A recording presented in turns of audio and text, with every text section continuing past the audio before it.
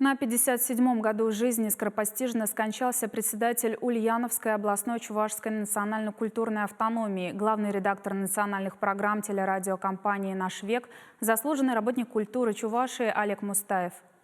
Олег Николаевич – уроженец Яльчикского района. Его детство и юность прошли в Чувашии. После окончания Лащ-Таибинской школы учился на историко-филологическом факультете ЧГУ.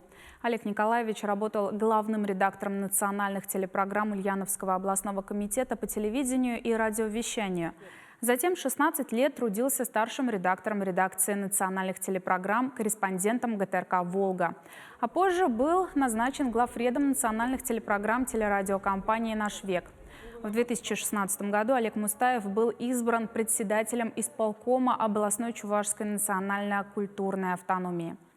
Он многое сделал для возрождения и развития национальной культуры и традиций чувашского народа, инициировал создание памятников участникам Великой Отечественной войны, выдающимся людям Чувашии в Ульяновской области и в нашей республике.